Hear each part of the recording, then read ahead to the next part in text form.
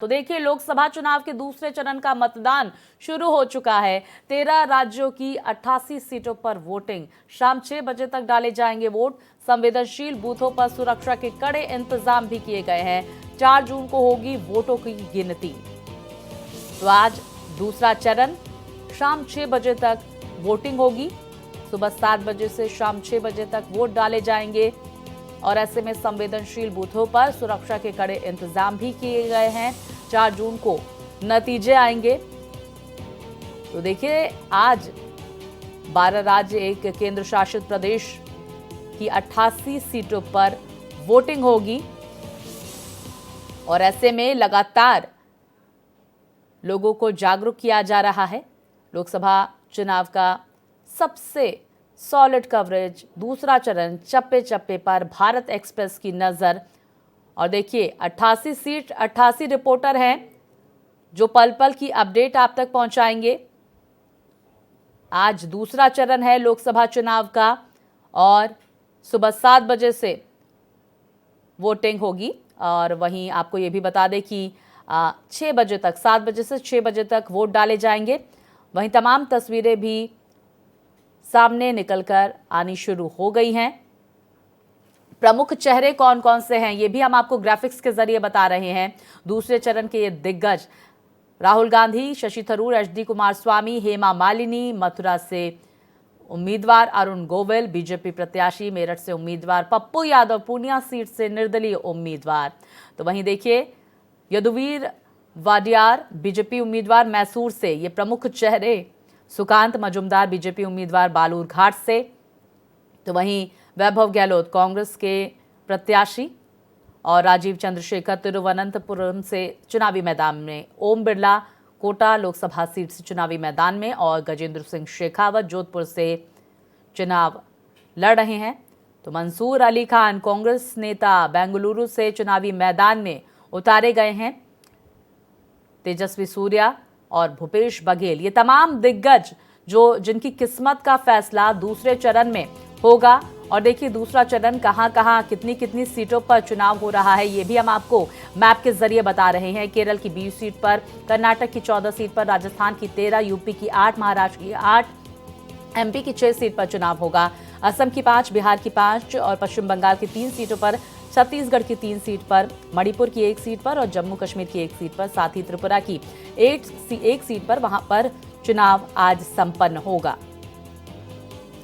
तो दूसरा चरण, 88 सीटें, वहीं तमाम दिग्गजों की किस्मत का फैसला आज जनता जनार्दन करेगी। नॉर्थ टू साउथ में पूरा घमासान और पल पल की अपडेट भारत एक्सप्रेस आप तक पहुंचाएगा। मैप के जरिए कहां पर कितनी सीटों पर चुनाव हो रहे हैं, ये भी हम आपको बता रहे हैं। तो वहीं देखिए, तमाम दिग्गज: राहुल गांधी, शशि थरूर, कुमारस्वामी, हेमा मालिनी, अरुण गोविल, पप्पू यादव, यदुवीर वाडियार, सुकांत मजुमदार, वैभव गहलोत और राजीव चंद्रशेखर, ओम बिरला, गजेंद्र सिंह शेखावत, ये तमाम दिग्गज। मंसूर अली खान, तेजस्वी सूर्या। और वहीं देखिए, भूपेश बघेल, नवनीत कौर राणा चुनावी मैदान में और दूसरे चरण में इन तमाम दिग्गजों की किस्मत का फैसला होगा। अब देखिए कहां कहां दंगल है। असम की 5 सीट पर, बिहार की 5 सीट पर, छत्तीसगढ़ की सीट पर और जम्मू कश्मीर की 1, कर्नाटक की 14, केरल की 20 सीट पर दूसरे फेज का दंगल। मध्य प्रदेश की 6, महाराष्ट्र की 8 और राजस्थान की 13 सीटों पर, साथ ही त्रिपुरा की 1, उत्तर प्रदेश की 8, पश्चिम बंगाल की 3 सीट पर वोटिंग। तो असम की 5, बिहार। वहीं देखिए, बीजेपी के मुद्दे कौन कौन से हैं। हिंदुत्व का मुद्दा, परिवारवाद का मुद्दा, तुष्टीकरण का मुद्दा, आतंकवाद का मुद्दा, ये तमाम मुद्दे जिनका जिक्र तमाम जनसभाओं के जरिए लगातार बीजेपी की तरफ से किया जा रहा है। और इन मुद्दों पर क्या जनता मोहर लगाती है, देखना दिलचस्प होगा। दूसरा चरण ये है। बीजेपी के ये मुद्दे ग्राफिक्स के जरिए, हिंदुत्व, परिवारवाद का मुद्दा बीजेपी उठा रही है और विपक्ष का मुद्दा देखिए क्या है: महंगाई, बेरोजगारी, आरक्षण, संविधान। ये तमाम मुद्दे जो विपक्ष उठा रहा है लोकसभा चुनावों के दौरान। जनता किन मुद्दों पर अपना वोट देती है, ये देखना दिलचस्प होगा। विपक्ष के ये मुद्दे ग्राफिक्स के जरिए आपकी टीवी स्क्रीन पर भारत एक्सप्रेस पहुंचा रहा है। तो देखिए, लोकसभा चुनाव का दूसरा चरण और ऐसे में हर किसी की निगाहें इस चरण पर टिकी हुई है। दिग्गज कौन कौन है यूपी से, ये देखिए, अतुल गर्ग, हेमा मालिनी, अरुण गोविल, डॉक्टर महेश शर्मा, दानिश अली, ये तमाम जो हैं चुनावी मैदान में, ये तमाम दिग्गज उत्तर प्रदेश से। वहीं आज इनकी किस्मत का फैसला होगा। यूपी के ये तमाम दिग्गज चुनावी मैदान में हैं।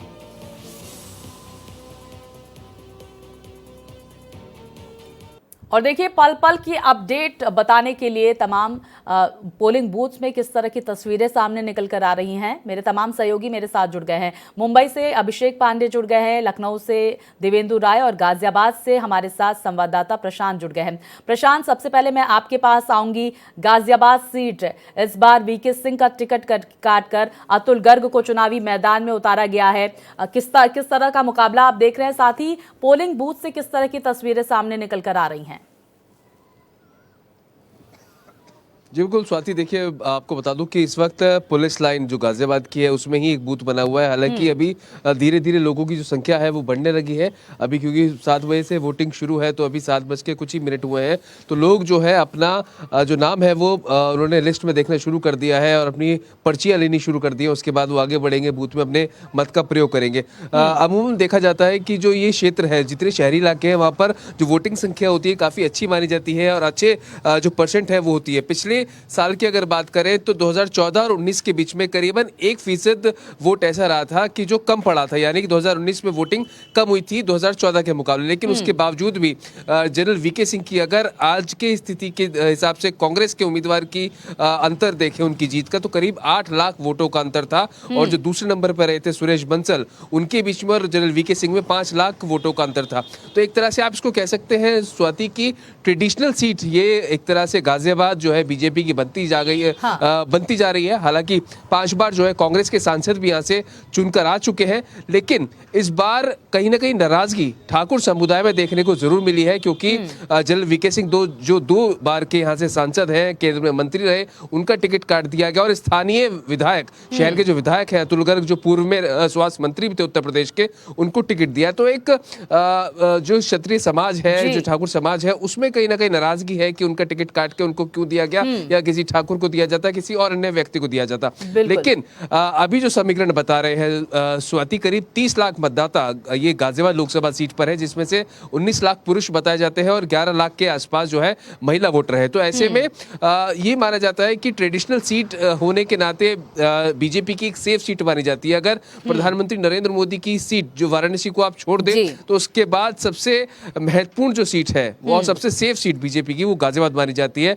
डॉली शर्मा जो कि एसपी और कांग्रेस के यहाँ से प्रत्याशी है, तो वहीं बीजेपी की तरफ से अतुल गर्ग है और बसपा से नंदकिशोर पुंडीर है। तो यानी कि जो कड़ा मुकाबला है वो दोनों एसपी और कांग्रेस वर्सेस बीजेपी है। अब ये देखना महत्वपूर्ण होगा कि बीजेपी से जो एंटी इनकम्बेंसी है और जो नाराजगी है वोटर्स की, वो कितना ज्यादा डॉली शर्मा जो कि सपा और गाजियाबाद सपा कांग्रेस की उम्मीदवार है उसके पक्ष में वोट पड़ता है। बिल्कुल, देखिए ये मुकाबला बेहद दिलचस्प होगा। आपने जिक्र किया, देखिए राजपूत का कहीं ना कहीं नाराज हैं। प्रशांत बने रहिए, जरा हम दोनों सहयोगियों का और रुख कर लेते हैं। अभिषेक, मैं आपका रुख करूंगी। देखिए 8 सीटों पर चुनावी मुकाबला है और सबसे hot seat Amravati seat, Navneet Singh Rana चुनावी मैदान में। कैसे ये मुकाबला देख रहे हैं आप और किस तरह का उत्साह मतदाताओं में देखा जा रहा है? क्योंकि अगर हम पहले चरण की बात की जाए तो वोटिंग प्रतिशत ओवरऑल थोड़ा कम जरूर दर्ज किया गया था।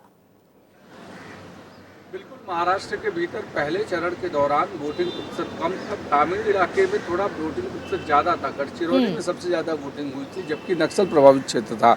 इस बार 8 सीटें हैं, 5 पूर्वी विदर्भ से आती है और 3 मराठवाड़ा रीजन से आती है।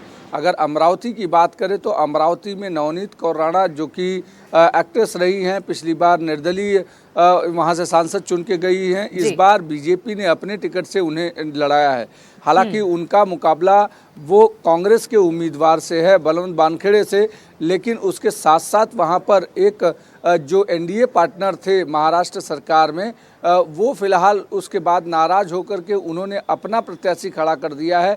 इसलिए मामला त्रिकोणीय हो गया है। वहाँ पर नवनीत कौर राणा की टफ फाइट मिल रही है, क्योंकि जो एनडीए का वोट शेयरिंग था उसमें कहीं न कहीं सेंधमारी हुई है। हाँ। और उसके कारण कांग्रेस के प्रत्याशी के साथ टफ वोटिंग की, अगर सुबह से देखें तो पोलिंग बूथ पर वो मतदाताओं की लाइन लगी हुई है। कई जगह की ऐसी विजुअल्स आए, पूर्वी विदर्भ के बुल्ढाना की बात करें, यवतमाल की बात करें, सुबह से ही लाइन लगी हुई है। उसके पीछे वजह यह है कि महाराष्ट्र में जिस तरीके से पारा चढ़ गया है, 42-43 डिग्री के आसपास पारा महाराष्ट्र में, विदर्भ और मराठवाड़ा रीजन में, इसलिए सुबह सूर्य निकलने के पहले लोग मॉर्निंग वॉक करके लाइनों में खड़े हैं ताकि अपने मतदान का उपयोग कर पाए। अगर मराठवाड़ा रीजन की बात करें तो नांदेड़ सबसे हॉट सीट कही जा रही है, उसके साथ साथ परभणी हॉट सीट है। नांदेड में बिल्कुल अभिषेक, देखिए प्रतिक्रियाओं का भी दौर जारी है, जरा प्रतिक्रिया सुनवा देते हैं सुधा मूर्ति की। ಅಂದ್ರೆ ಯೂತ್ಗೆ ಅಥವಾ ಬೇರೆ ಬೇರೆ ಮತದಾನ ಮಾಡದಿದ್ದವರಿಗೆ ಹೆಂಗೆ ಕರೆ ನೀಡ್ತೀರಿ ಮೇಡಮ್ ಮತದಾನ ಮಾಡಿ ಅಂತ? ಎಲ್ರಿಗೂ ಹೇಳ್ತೀನಿ, ಮತದಾನ ಎಲ್ಲ ಶ್ರೇಷ್ಠ ದಾನ. ಹಿಂದೆ ಕೂತು ಮಾತಾಡೋ ಬದಲು ನೀವು ಮುಂದೆ ಬಂದು ಮತದಾನ ಮಾಡಿ ನಿಮ್ಮ ಅಭಿಪ್ರಾಯವನ್ನು ತಿಳಿಸಿ. तो देखिए तमाम दिग्गजों की प्रतिक्रियाएं सामने निकल कर आ रही हैं। सुधा मूर्ति फिलहाल देखिए क्षेत्रीय भाषा में वो अपनी प्रतिक्रिया दे रहे थे। चलिए तमाम सीटों का हम एक बार फिर से समीकरण समझने की कोशिश करते हैं, मतदाताओं में किस तरह का उत्साह है। अभिषेक, जरा हम अब दिव्येंदु का भी जिक्र कर लेते हैं, उनसे भी बातचीत कर लेते हैं। दिव्येंदु, देखिए 8 सीट हैं इस बार, एक बार फिर से, पहले चरण में भी 8 सीट थी, इस बार भी 8 सीट हैं, लेकिन देखिए बहुत दिलचस्प जो है मुकाबला इस बार होने वाला है। तमाम दिग्गज चुनावी मैदान में है, लेकिन सबसे पहले हम बात कर लेते हैं मेरठ, एक तरफ राम तो दूसरी तरफ मथुरा में ड्रीम गर्ल। कैसे देख रहे हैं आप मुकाबला? देखिए, अगर मथुरा की सीट की बात की जाए तो हेमा मालिनी चुनावी मैदान में है। वो 2014 और 19 में भी सांसद रह चुके हैं। उनका मुकाबला जयंत चौधरी से रहा है। हाँ। जयंत चौधरी इस समय भाजपा गठबंधन के साथ में है। ऐसे में हेमा मालिनी का चुनाव आसान हो गया है। वहां से मुकेश धनखड़ को कांग्रेस ने प्रत्याशी बनाया है। ऐसे में चुनाव हेमा मालिनी को आसान लग रहा है। हेमा मालिनी वहां प्रचार भी लगातार कर रही है। वहीं अगर मेरठ की बात करें तो मेरठ का चुनाव त्रिकोणीय हो गया है। हाँ। क्योंकि अरुण गोविल चुनावी मैदान में इससे पहले कभी सियासत में नहीं रहे। वही भाजपा का कोर वोट बैंक माने जाने वाला त्यागी मतदाता जो है, वह अगर बसपा के प्रत्याशी देवव्रत त्यागी के साथ जाता है तो भाजपा का ये चुनाव फंस सकता है। वहीं अगर सपा कांग्रेस गठबंधन की बात करें तो वहां से पूर्व विधायक योगेश वर्मा की पत्नी सुनीता वर्मा प्रत्याशी है। हालांकि समाजवादी पार्टी ने कई बार प्रत्याशी बदला है, इसलिए उनका आंतरिक विरोध है। लेकिन ये कहा जा सकता है कि मेरठ की सीट जो है वहां त्रिकोणीय मुकाबला है। उत्तर प्रदेश में 8 सीटों पर चुनाव हो रहा है, जहां 91 प्रत्याशी चुनावी मैदान में है। वहीं अगर सबसे कम प्रत्याशियों की बात करें तो बुलंदशहर संसदीय क्षेत्र से 6 लोग चुनावी मैदान में हैं। वहीं सबसे ज्यादा प्रत्याशियों की बात करें तो गौतम बुद्ध नगर और मथुरा से 15-15 लोग चुनावी मैदान में हैं। बिल्कुल, चुनावी मैदान में ये तमाम नेता जिनकी किस्मत का फैसला जनता आज करेगी। प्रशांत, मैं आपके पास आऊंगी। पहले चरण का अगर हम जिक्र करें, जिस बात का हम जिक्र अभिषेक से भी कर रहे थे कि वोटिंग परसेंटेज में कमी जरूर दर्ज की, क्या लगता है मतदाताओं में दूसरे चरण को लेकर उत्साह होगा? हालांकि देखिए जैसे ही दिन आगे बढ़ेगा गर्मी ज्यादा होगी, और अभिषेक कह रहे थे कि लोग मॉर्निंग वॉक पर निकल रहे थे, वो अपने मताधिकार का प्रयोग करते हुए नजर आ रहे थे। क्या वहां पे भी इस तरह की तस्वीरें सामने निकल कर आ रही हैं क्या? जी बिल्कुल, देखिए हर व्यक्ति चाहता है कि जो हीट वेव करीब 10 बजे के बाद से जो है तापमान बढ़ना शुरू हो जाता है, तो उससे पहले ही अपने मत का प्रयोग कर लें। इसीलिए जो लोग हैं वो पहले यहाँ पर पहुंच रहे हैं। कुछ लोग हमारे साथ हैं, स्वाति, इनसे बात करता हूँ और आपको सुनवाने की कोशिश करता हूँ कि क्या वोटर के मन में इस बार क्या है। जी, किन किन चीजों को ध्यान में रख के आपने इस बार अपना वोट कास्ट किया है? सर, मैंने सुरक्षा को लेकर कि जो हमारे बॉर्डर्स पे अटैक होता है उसको लेकर मैंने सुरक्षा, मेन मेरा मोटिव है सुरक्षा फॉर एवरीवन। आप गृहिणी है और आपको नहीं लगता कि जो महंगाई है उसको भी आपने ध्यान में रखा होगा? सर, महंगाई तो कोई भी गवर्नमेंट होगी उसकी बढ़ेगी सर। जो महंगाई बढ़ रही है वो टाइम टू टाइम बढ़ती है, तो महंगाई के साथ साथ हमारी अर्निंग भी बढ़ी रही है, तो महंगाई इज़ नॉट इम्पोर्टेंट। गर्मी ज़्यादा हो गई है तो इसलिए आपने सोचा कि सुबह जल्दी अपना मौसम ठीक रहेगा, जाके अपना वोट कास्ट कर लें? जी, हम लोग पहले मतदाता हैं। इस पोलिंग बूथ पे हमने फर्स्ट वोट दी है हम दोनों ने, और हम यही चाहते हैं कि हमारे सभी युवा मतदाता और सभी बुजुर्ग, जब बुजुर्ग सबसे आगे लाइन में खड़े हैं तो युवा मतदाताओं का भी फ़र्ज़ है कि देश के लिए, अपनी सुरक्षा के लिए, देश की सुरक्षा के लिए और बड़े बड़े मुद्दों को सुलझाने के लिए हमें अपने वोट सबसे पहले डाल के सभी को प्रेरित करना चाहिए। तो क्या धारा 370, राम मंदिर और महंगाई, इन सब चीज़ों को, मुद्दे को भी आपने ध्यान में रखा वोट डालते हुए? देखिए, ये इतने पुराने सामाजिक मुद्दे थे, ये ख़त्म करना भी, और अगर वोट की पॉलिटिक्स होती तो ये मुद्दे ना होती तो ये मुद्दे बहुत पहले ख़त्म कर दिए जाते, लेकिन वोट की पॉलिटिक्स नहीं थी जभी तो ये बड़े बड़े मुद्दे अब ख़त्म कर दिए गए। और मेरे इतने सारे सैनिक जो शहीद होते थे वहाँ कश्मीर में, मुझे उन सब के लिए मैं सैल्यूट करना चाहूँगा, जिनकी जान जाती रहती थी, जिनके परिवार उजड़ रहे थे। अब उसमें कितना मतलब अच्छा हो गया है, और 370 जाने की वजह से कितना परिवारों की सैनिक जो हैं वो बच रहे हैं अब। सर आपने अपना वोट डाल दिया है, क्या किन मुद्दों को ध्यान में रख के इस बार आपने अपना वोट डाला है? देश की सुरक्षा, देश हित में वोट किया। देश सुरक्षा, देश हित में देश को आगे ले जाने वाले प्रधानमंत्री को मजबूत करने की वजह से वोट डाला।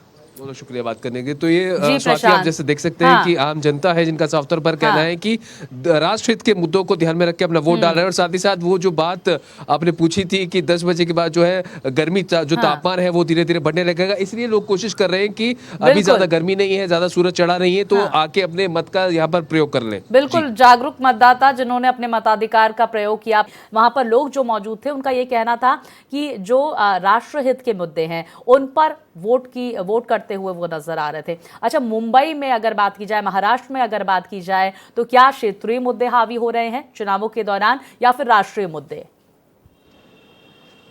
देखिए, अगर महाराष्ट्र की बात करें तो महाराष्ट्र में खास करके बीजेपी ने जो स्ट्रेटेजिकल मुद्दे अपनाए हैं उसमें राष्ट्रहित को सबसे पहले रखा है, क्योंकि अब बीजेपी ने पूरा चुनाव अगर पूरे देश भर में देखे तो वो स्थानीय मुद्दों पे करने के बजाय मोदी या राहुल ऐसा दो फेज लोगों के सामने रखा है कि अगर आप मतलब वोटर को चुनाव करना है, या तो मोदी का चुनाव करें या राहुल गांधी का चुनाव करें, क्योंकि ये देश की बात है, स्थानीय मुद्दों की बात नहीं है।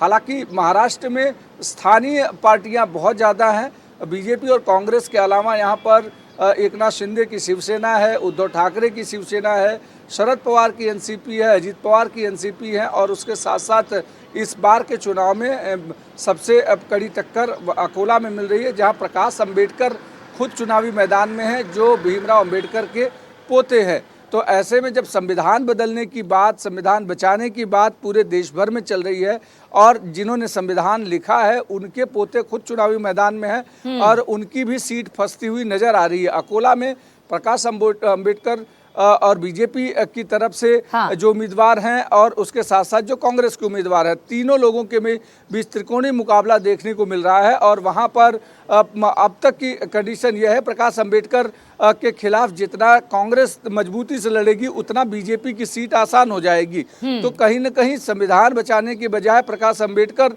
को फंसा दिया है कांग्रेस ने अकोला में। अगर नांदेड़ की बात करें तो नांदेड़ में भी स्थानीय मुद्दों को कोशिश की है एकनाथ शिंदे के शिवसेना ने कि उससे निकाल करके उसको राष्ट्रीय मुद्दे पर लाया जाए, लेकिन उद्धव ठाकरे और कांग्रेस की कोशिश है कि वहां पर जो स्थानीय मुद्दे उसके आधार पर चुनाव लड़े जाए। वहां भले ही उम्मीदवार बीजेपी के प्रताप राव चिखलीकर हों, लेकिन उसके अलावा वहां पर अशोक चौहान की प्रतिष्ठा दांव पर लगी है। एक और बीजेपी के सहयोगी है, परभणी से चुनाव लड़ रहे हैं, वो उनकी खास करके उनकी सीट भी काफी टफ है, जो शिवसेना उद्धव ठाकरे गुट के सामने उनकी सीट है। तो कहीं ना कहीं वहां पर भी एक टफ लड़ाई देखने को मिल रही है।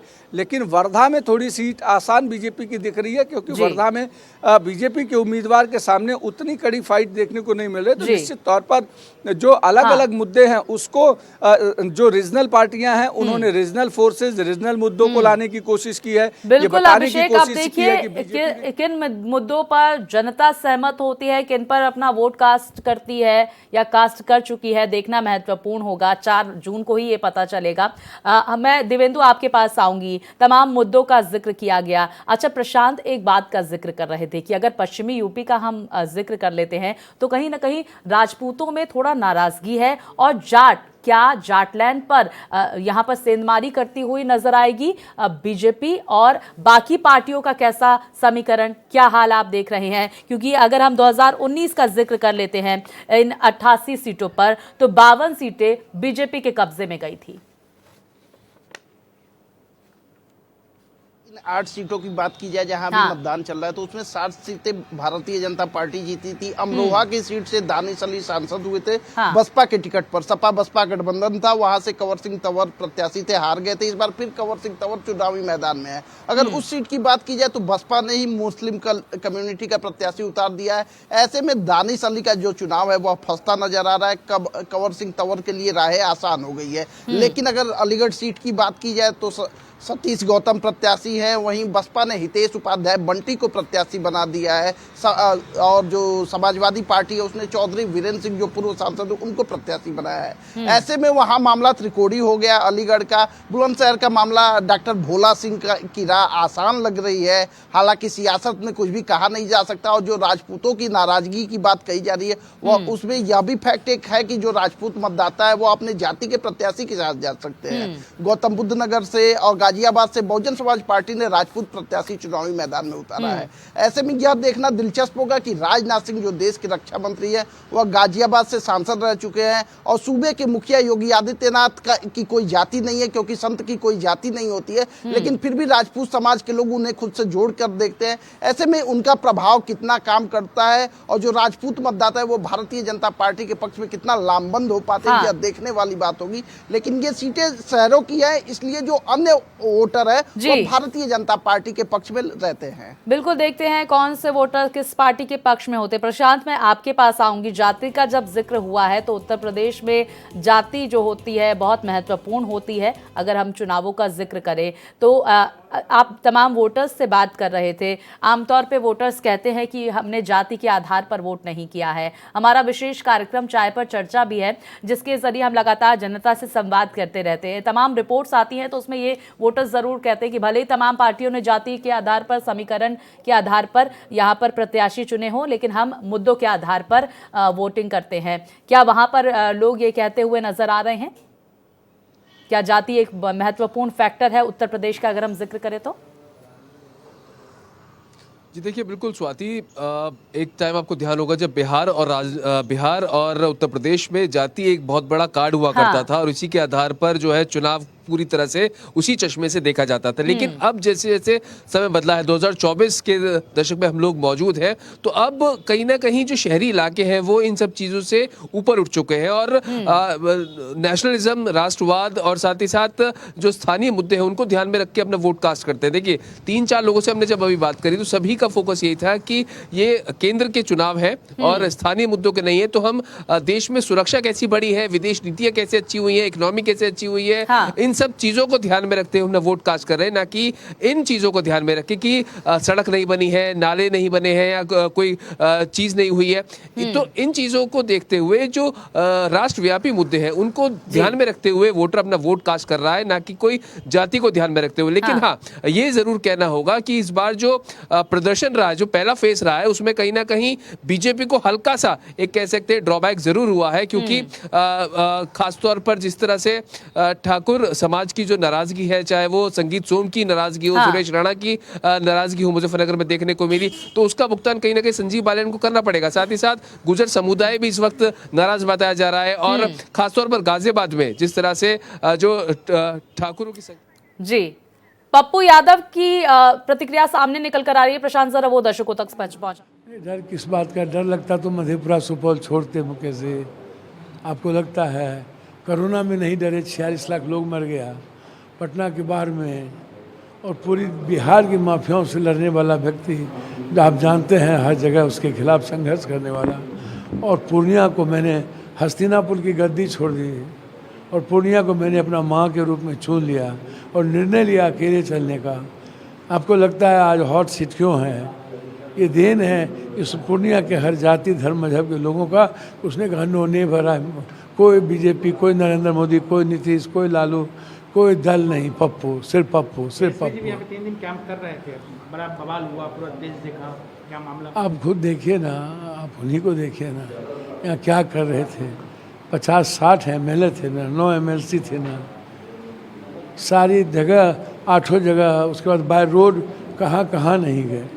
तो पहले भी ना उनके पिताजी कैंप किए थे तो 53,000 वोट आया था, 57,000, एक बार आया 20,000, एक बार 28,000, एक बार महाराजा कैंप किए, एक बार राजा कैंप किए।